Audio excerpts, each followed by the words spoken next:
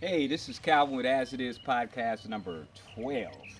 I ain't named it yet, but when it appears on the internet, it'll have a name. Anyway, look at my garden, y'all. Ain't that something? Y'all, some of y'all remember when all that was seeds, and now, look at it. It's just amazing. For me, I'm really happy with it.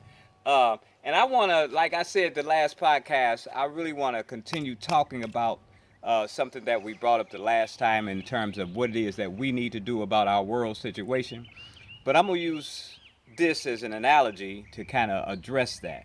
And so, not this garden here, but let me bring you over here and show you something. Like, you look at that line out there, all that grass. I got to do that with a riding lawnmower. But I also got a regular lawnmower that you push, and I gotta get all this over here, because the big one can't really maneuver. So I bring the little one in and I mow it by hand. This is the problem I be having. See that? When I come to this point, it's kind of like a hill, and what happens is that the blade gets stuck here and it stops.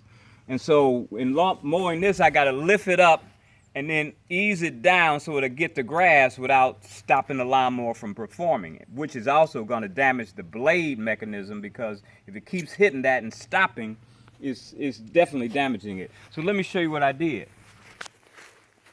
So I came and I started working on that problem.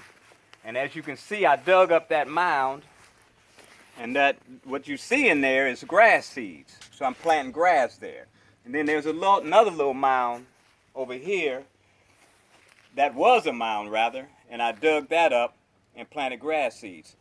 This is what was in these two little spots right there, all them rocks. All them rocks. So we got a problem with the road out there, so I'm going to take these rocks and put them in the, what they call them, those potholes in the road, and so they'll be useful for something else besides being underneath something I'm trying to dig up. And as you can see, all those rocks over there, I don't know why, but if you look at all those bricks around the garden, all those are from out of the ground. So I don't know what was underneath this ground, but bricks and rocks. But that probably adds to the situation. There's all kind of factors that add to situations that you have to deal with, on a regular basis. And these are the factors: the rocks, the bricks, the mounds, all that. All these are situations that have come up that I'm trying to address.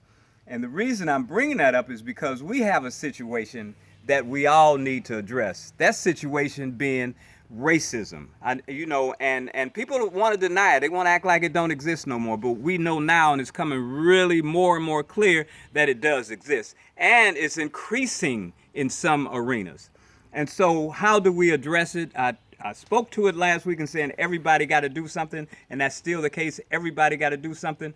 But the way we can look at it is from this perspective.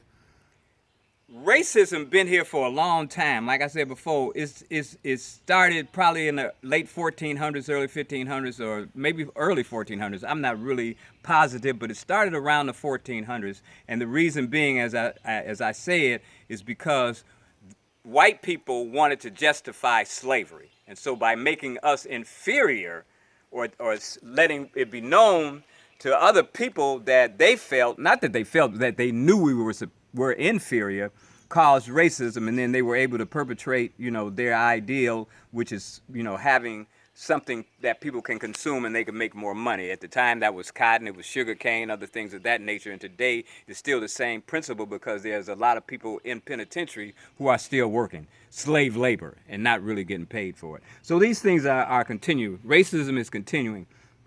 And the thing is, why it's so important is because the coronavirus came up, and it's called a pandemic. And everybody jumped on the bandwagon and said, "Oh, we got to wear masks. We got to," and I don't have a problem with that. That's not the issue. The issue is that who is the coronavirus affecting the hardest? It's black folks. You know what I mean? And then you look at other situations like, what else was there? The coronavirus. What did we have before? What were we talking about? Nicole, we were talking about something earlier. What was that? The coronavirus and some other factor. Environment. Yeah. Climate Global crisis. warming. Who is it affecting? You know what I mean? It's affecting us. And the thing is that what is the way that is affecting us? Why is it affecting us in that way? Why are we getting hit the hardest by it? You know why, right? Racism. So if we could address racism, then other things could fall into place, and that's what I'm speaking on. How do we address racism? Just like addressing this. When something comes up, do something about it.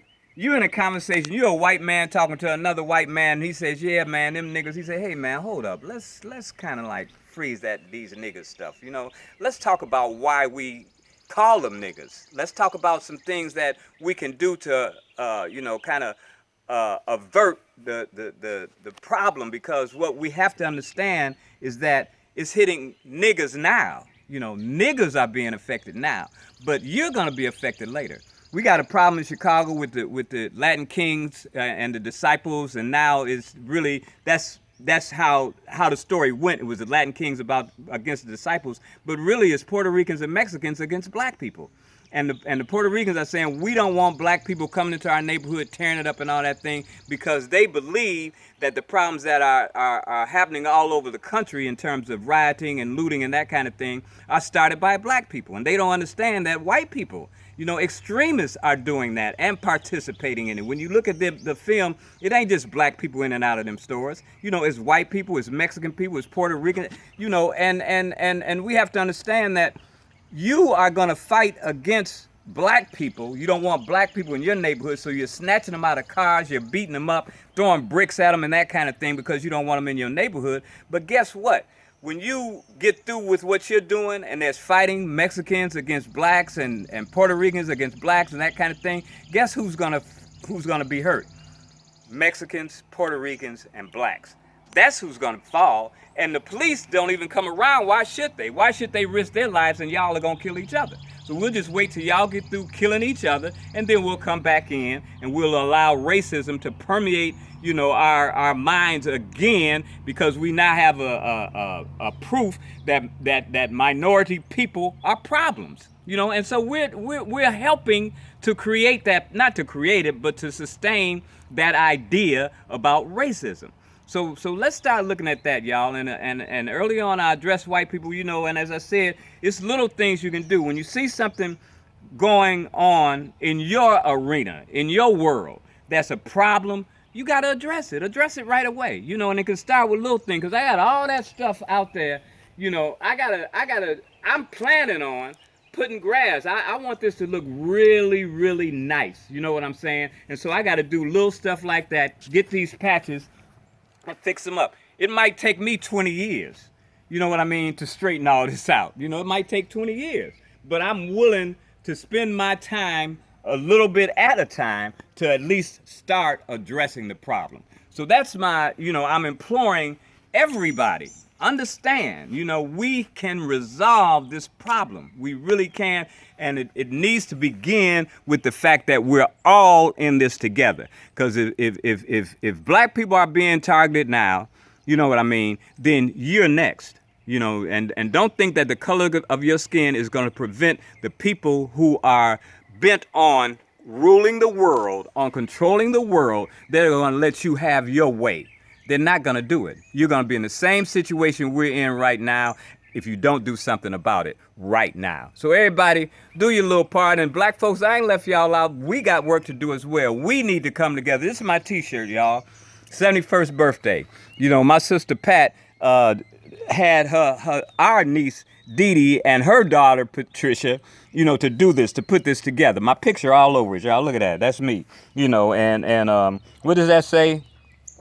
I'm making my life worthwhile. Yeah. That's a nice saying, Pat. So y'all, make your life worthwhile, because we want to save this planet. We really do. And us saving this planet is going to save the entire universe, because the universe is looking at us. That's another topic about alien beings and all. That's a whole other topic. But do understand, we are not alone in this. We're affecting everything in the universe by our actions. So let's continue to put positive energy into the universe, and everything gonna work out. I thank y'all. I know, I've been going kind of long lately, but I got a lot to say. All right. So y'all have a really, really good day, and as always, in parting, I holla.